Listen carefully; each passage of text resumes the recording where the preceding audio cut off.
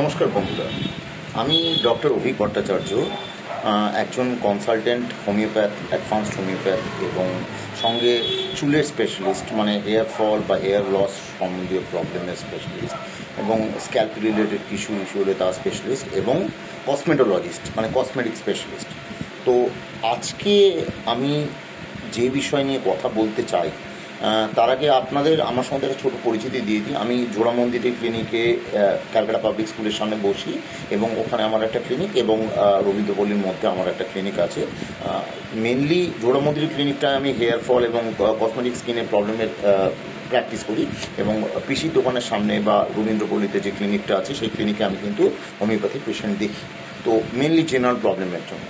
তো আজকে আমরা যে বিষয়ে আলোচনা করব সেই বিষয়টা আজকের দিনের জন্য খুব রেলিভেন্সি রেখে জানার দরকার বা জানার আগ্রহ প্রকাশ করা উচিত প্রত্যেকেরই। ভীষণ রেলিভেন্ট একটা বিষয় যেটা নিয়ে আমরা সকলেই খুব আজকালকার দিনে জানতে চাই। তো বিষয়টা তার আগে আমি বলে দিই, আমার চ্যানেলে সবাইকে প্রথমে স্বাগত। যারা যারা এর আগে আমাকে দেখেছেন তাদেরও অবশ্যই, এবং যারা যারা আমাদের দেখেননি তাদেরও অবশ্যই।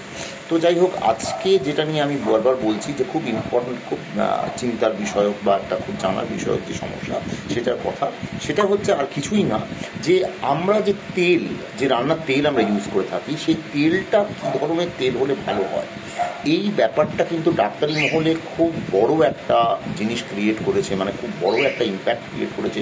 আজকাল যারা জেনারেল প্র্যাকটিশনার, যারা মেডিসিন প্র্যাকটিস করে তারা বেসিক্যালি, বা জেনারেল প্র্যাকটিস করে যারা জেনারেল প্র্যাকটিশনার, তারা ফিজিশিয়ানরা কিন্তু এই ব্যাপারটা নিয়ে খুব মাথা ঘামাচ্ছে। এবং শুধু তাই নয়, হার্টের স্পেশালিস্ট যারা আছেন, কার্ডিওলজিস্ট, তারা যারা অঙ্কোলজিস্ট, ক্যান্সারের স্পেশালিস্ট, তাদের কাছ থেকেও কিন্তু আমরা অনেক কিছু টিপস পাই যেগুলো আমাদের রেগুলার বেসিসে ভীষণ হেল্প করে। তো আমাদের সকলেরই কিন্তু জানা প্রয়োজন যে জিনিসটার মধ্যে আমরা যে রান্না করবো প্রত্যেক দিন, সেই তেলটা কী হওয়া উচিত বা তেলটা কী ধরনের তেল খেলে আমাদের সুবিধা হয়। প্রথম কথা হচ্ছে, যেটা আমরা বারবার এতদিন ধরে, আমরা যদি তেলের ইভলিউশনটা একটু প্রথম থেকে ভাবি, একদম প্রথমে কিন্তু ঘি, তারপরে আস্তে আস্তে আস্তে আসলো সর্ষের তেল, সর্ষের তেল থেকে এলো rice bran oil, rice bran oil থেকে আবার এলো সয়াবিন অয়েল, মানে লাইট হচ্ছে আস্তে আস্তে জিনিসটা। এবং তারপরে কিন্তু মোটামুটি আমরা সয়াবিন অয়েলের মধ্যেই চলে এলাম, রাইস অয়েলের মধ্যে, এগুলো লাইট অয়েলের মধ্যেই চলছে। এগুলো নিয়ে এতদিন আমরা রান্না করেছি, বেসিক্যালি খাওয়া দাওয়া করেছি। যাদের হার্টের প্রবলেম আছে তারা সর্ষের তেলটা কম খেয়েছে, ইত্যাদি ইত্যাদি ব্যাপার।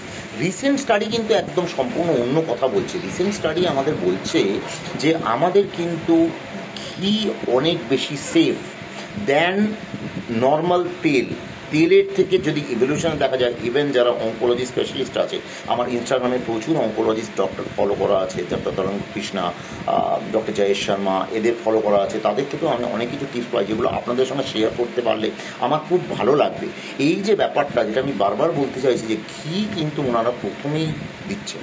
ডক্টর তরঙ্গ কৃষ্ণা উনি বলছেন যে উনি প্রায় 20+ ইয়ার্সের অঙ্কোলজি স্পেশালিস্ট। উনি কিন্তু বারবার বলছেন যে আমার বাড়িতে সমস্ত রান্না অলমোস্ট ঘি দিয়ে হয়। তাহলে আমাদের যে রান্নাগুলো হচ্ছে বাড়িতে, সেগুলো কিন্তু বেসিক্যালি যদি ইউজ করা যায় ঘিতে কিন্তু খুবই ভালো।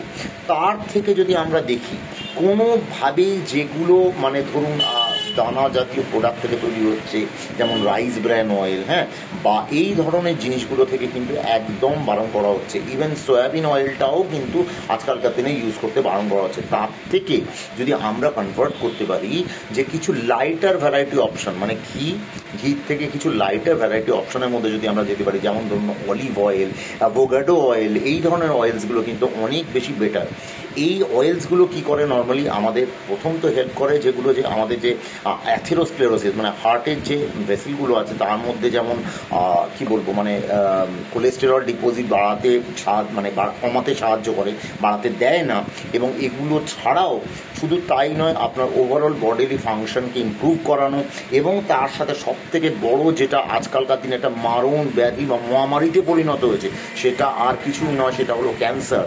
যেটা কিন্তু প্রায় অলমোস্ট একটা দুটো বাড়ি অন্তর অন্তর কেউ না কেউ ক্যান্সারে ভুগছেন, যেটা কিন্তু দেখা যাচ্ছে। আছে, তাহলে এই জিনিসটাও কিন্তু প্রোটেকশনের জন্য অত্যন্ত জরুরি একটা পোর্শন নিচ্ছে। সেই জন্য সর্ষের তেল অলমোস্ট না যতটা কম খাওয়া যায়, soybean oil, rice bran oil এগুলোও বারণ করা হচ্ছে, বরঞ্চ তার জায়গায় যদি কিছু লাইটার ভ্যারাইটি অয়েল যেগুলো অ্যাভেলেবেল আছে সেগুলো, যদি অ্যাভোকাডো অয়েল পসিবল হলে। হ্যাঁ, এবার একটা আমাদের মধ্যে সমস্যা চলে আসে ডেফিনেটলি, এটা খুব ইম্পর্ট্যান্ট একটা জায়গা, যে আমাদের পক্ষে কি অ্যাফোর্ডেবল এই অয়েলগুলো? ঘি খুব বেশি দাম না, কারণ আমি রিসেন্টলি আমার ফ্যামিলির জন্য, আমি আপনাদের এটাই বলতে চাই যে আমি রিসেন্টলি কিন্তু আমার ফ্যামিলির জন্য কিছু কিছু করে এইগুলোকে আস্তে আস্তে কনভার্ট করার চেষ্টা করছি। যেমন আমি কিন্তু ঘিয়ের দিকে কনভার্সন করে গেছি, ঘি অনেকগুলো ইউজ করা হচ্ছে। এবং এটা ছাড়াও আপনি যদি মনে করেন যে আমরা মনে করুন যে আমি যে আমার বাড়ির অন্যান্য রান্নাতে যেগুলো আমরা ইউজ করতাম সেই তেলটাও আস্তে আস্তে কিন্তু অলিভ অয়েলের দিকে কনভার্ট করার চেষ্টা করছি। হ্যাঁ, ডেফিনেটলি কিছু দাম তো ডেফিনেটলি অনেকটা ভ্যারি করে, যেটা হয়তো আমাদের মধ্যবিত্ত পিপুলের জন্য মানে সত্যি অ্যাফোর্ড করা খুব মুশকিল হয়ে যায়। কিন্তু একটা কথা আপনি ভাবুন, যে রোগ হলে তারপরে যে প্রবলেম, হসপিটাল স্টে করা, ডাক্তার ফিজ, ওষুধের ফিজ, এবং তারপরে যদি একটা বড় গ্রিভাস রোগ হয় তার থেকে প্রাণহানি, এতগুলো জিনিসকে আপনি ফলো করবেন না ইনিশিয়ালি আস্তে আস্তে কনভার্ট করার চেষ্টা করবেন, যেগুলো আপনি কষ্ট করে হলেও অ্যাফোর্ড করতে পারেন, কিন্তু যাতে আপনি ভালো থাকবেন, ঠিক নয় কি? সেই জন্য আমরা সবসময় বলি prevention is far far better then cure. Prevention অবশ্যই কিওরের থেকে অনেকটাই বেটার। সো আমি বারবার বলবো যে আপনারা চেষ্টা করুন এই তেলগুলোর দিকে কনভার্ট করার।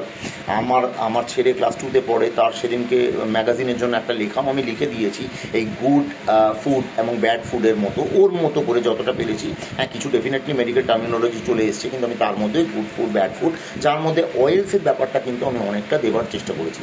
ও বাচ্চা বা যারা পড়বে তারাও বাচ্চা, সুতরাং তাদের মতো বোঝার মতো করে ব্যাপারটা হওয়া দরকার। তো এই প্রসঙ্গে আমি আর ইলাবোরেট করব না, শুধু একটাই কথা জানাবো আপনাদের, যে আপনারা ভালো থাকুন, সুস্থ থাকুন, এবং সুস্থ থাকার জন্য যা করা দরকার সেটা করুন। তার জন্য যদি একটু কষ্ট হয় ইনিশিয়ালি, আপনারা কষ্টসৃষ্ট করেও জিনিসটাকে অ্যাফোর্ড করার চেষ্টা করুন, বাট হ্যাঁ, ফাইনাল আউটকামটা কিন্তু আপনার অনেক ভালো হবে। এই কথা বলে আজকের বক্তব্য আমি ডেফিনেটলি শেষ করব, এবং আপনাদের কাছে আমি একটা কথা বলতে চাই যে আমি চেষ্টা করব নতুন নতুন ভিডিও খুব ফ্রিকুয়েন্টলি আপলোড করার, যেগুলো আপনাদের জানার কোনো ডাক্তারি বিষয়, আপনার বডি রিলেটেড বিষয়ের জন্য আমি সেই ভিডিওগুলো অবশ্যই পুট করব। রিসেন্টলি বারবার অনেকে আমাকে বলেওছে, এবং আপনাদের ক্ষেত্রেও আমি যদি বলে থাকি যে যদি কোনো জিনিস আপনাদের জানার থাকে আমার থেকে as a general physician, general doctor, হ্যাঁ, এবং আপনি যদি কোনো ইনফরমেশন আমার কাছ থেকে চান, সেই বিষয়ে কোনো ভিডিও চান, আমাকে জানান, ডাইরেক্ট ডিএম করে জানাতে পারেন, বা আপনি তলায় কমেন্ট করেও জানাতে পারেন। এবং যদি আমার আপনার রিলস বা ভিডিওটা যদি আপনার ভালো লেগে থাকে, আপনি আরও বেশি বেশি করে লাইক করুন এবং শেয়ার করুন, যাতে সাধারণ মানুষের উপকারের জন্য জিনিসটা জানতে পারে। সেই জন্য বারবার বলছি আপনাদের যে আপনারা ভালো থাকুন, সুস্থ থাকুন, এবং অবশ্যই বাইরে খাবার দাবার খাবার সময় একটু সাবধান। কারণ আমি জানি না ব্যবসায়িক ক্ষেত্রে কি কতটা মেন জিনিস, যেটা ডক্টর তরঙ্গ কৃষ্ণার কাছ থেকে যেটা মেন জিনিস আপনাকে এই কথাটাই বলে আমি লাস্ট শেষ করতে চাইব, যে যদি ডক্টর তরঙ্গ কৃষ্ণার থেকে আমি যে জিনিসটা জানতে পেরেছি আর কি, যে সেটা হলো বাইরের তেলটা কিন্তু একদমই ভালো ইউজ করা হয় না। যদি বড় হোটেল হয় তাও বা কিছু ইউজ করে, উনি যেটা বারবার বলছেন যে पहले देख लीजिए क्या ऑयल्स यूज होता है वहाँ पर, दैट इज़ वेरी इम्पॉर्टेंट।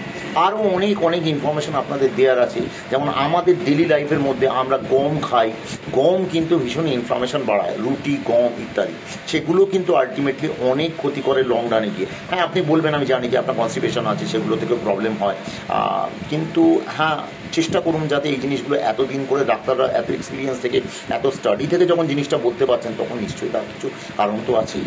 ভালো থাকুন, সুস্থ থাকুন, থ্যাংক ইউ, অনেক ধন্যবাদ, নমস্কার।